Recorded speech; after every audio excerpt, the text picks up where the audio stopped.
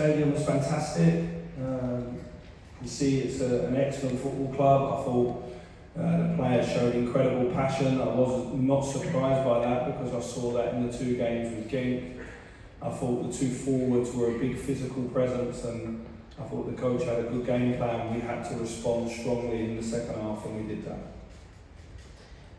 Alors je pensais qu'il y avait une excellente atmosphère dans la salle ce soir. C'est un excellent club, Servette. Les joueurs sont vraiment passionnés.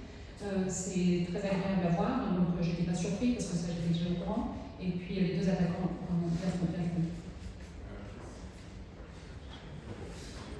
Qu'est-ce qu'il a dit à la mi-temps, à la pause à ses joueurs parce qu'on a même vu 2 côtés des Rangers. On a vu un premier visage très défensif. Voilà, vous savez, vraiment dominant en deuxième mi-temps et en première mi-temps, puis en deuxième mi-temps, les Rangers ont quand même beaucoup plus dominé et sont procurés beaucoup plus d'occasions.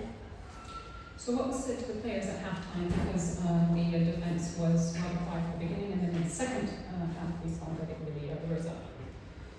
We need to come up the pitch 15-20 yards, the whole team, to press higher. People need to run forward, we need to play with greater intensity. I felt first half we started the game the first 10 minutes okay, but obviously the goal and then the crowd get up. We missed a big chance with Danilo.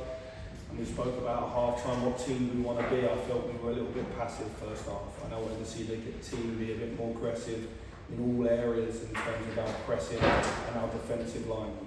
It was a much improved second half performance after that.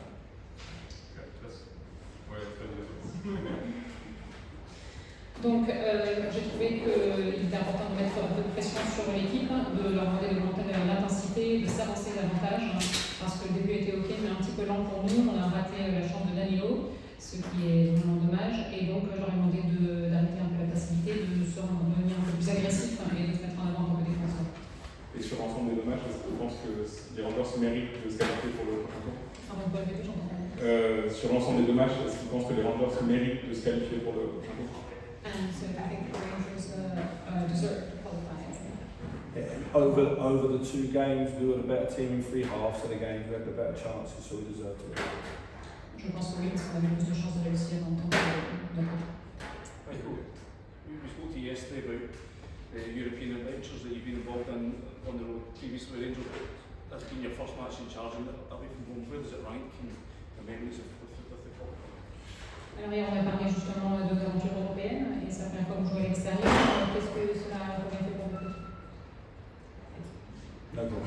Not for you, it's for people listening. No problem. Obviously, it's nice that we're through. There was bits of tonight's game in the first half that I was concerned with. I was much more happier in the second half.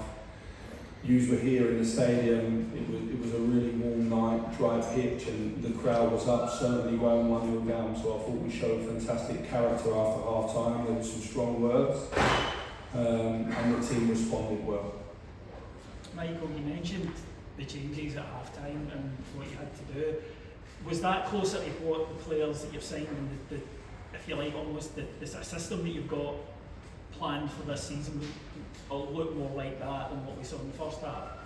And the thing is, in the first half we had to make adjustments because we were a little bit passive and our defence was too deep. And I get the fact that Servette were playing direct into the forwards and getting a lot into our back line, but we have to get up to the ball over the park. And when we've got it, I thought there was too many flicks, too many dummies, not enough of securing the ball. Having said that, we did have good moments in the first half where we got off the pitch. I thought Jack Butland makes one really important save, maybe 2 if it's not offside, but that's why he's here, that's okay.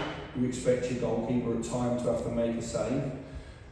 We had big opportunities as well. We're really unfortunate with Seal Getters in the second half and it comes back just too fast for Todd. But I thought we were a much better second half just because we changed our mentality towards the game. In terms of everybody being more positive, Connor and John Suter got up the pitch and they went head to head against the 2 centre forwards and they won the duel in the second half, and that has a big impact on the team. I thought Nico Raskin, Sifu and Jacko did well throughout, in all fairness. You said there, I think, that you had to have reports exchanged at half time. Did you have to sort of beat your teeth a wee bit, give the hairdryer shooting a wee bit just to get the boys going the way you want? Yeah, it's part of my job as well from time to time, but look, I think ultimately you have to decide what type of team you're going to be. It's still early in the days of this team at the moment. you're always looking for more perfection. And I thought the first 10 minutes of the game, we actually got hold of the game and went and played up by Select's goal. First time they come down, it's a fantastic finish from the boy. And then I thought the team didn't show the reaction that I wanted. It's difficult in the stadium to get the messages on, and it's a new team, so I think the half-time was important, and it's an important conversation that we had and a commitment we made, because I thought second half we were much better. And again, over the two legs in three of the halves, I think we were the better team, and we had numerous opportunities to make this tie easier against a difficult opponent, I thought. The challenge is obviously keep going, and very quickly, how do you view PSV Eindhoven next, and trying to get this new team ready to meet what will be another, I guess, step up and challenge? Cannot wait for next week. What an atmosphere it's going to be at Ibrox. Fantastic opponent. Okay, let's go then. This is the nights that we won at our football club. This is the nights we won at Ibrox. We'll then have to go across to Eindhoven again. Some players in the dressing room have lived it. Some other players want to live it. And it's it's winner takes all. And we know it's a good opponent. And we know that we're going to need to find another level. Before that, we've got a League Cup game that's also very important for us. But next week cannot come around quick enough, because it's the nights that you want in our football club, both as a fan, player and member of staff. So we've got no worries about next week. We're actually looking forward to it, and it's where we wanted to be at the start of the month. We spoke about getting through this tricky time. We knew whichever team we were going to face, it was going to be tricky, and it was. Now it sets up a mega game for both clubs. On that, Michael, how important was it to get, I feel like, almost a signature result, just a big win as the side is evolving?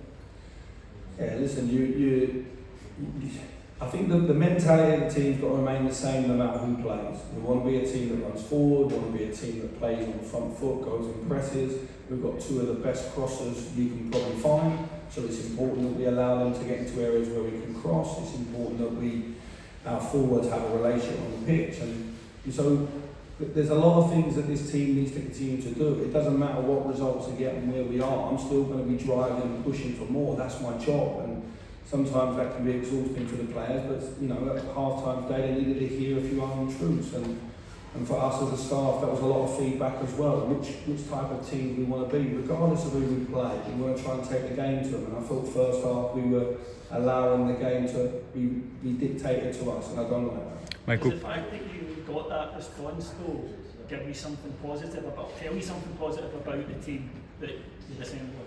We're building, we're a good team, we're building, we'll get better with games. The challenges are coming thick and fast. I think that's not such a bad thing. I think at the moment, the more games we play, we'll grow. Certainly second halves like tonight, where the team have got to grind and work hard to get us good in terms of togetherness. So look, there's a lot of things. This is a brand new team.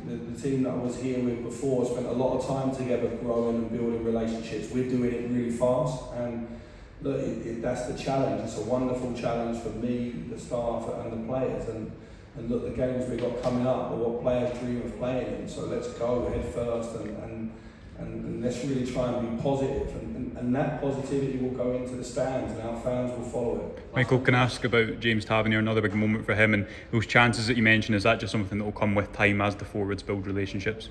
Well, they've all scored the forwards, and Cyril's really unlucky tonight, and Danny would obviously naturally like to do better with his one, so there was a chance there for more goals, if you like, from those guys. I said to Tab at half time, I wanted to take the handbrake off a bit and get higher up the pitch, and Borna, let's play in our style, because that's the best way for us to play, and I've seen that time again. It's a fantastic cross from Borna, and it's not by chance that Tab gets in there and scores, and he does it time and time again for the club, so well done to him. Thank you guys.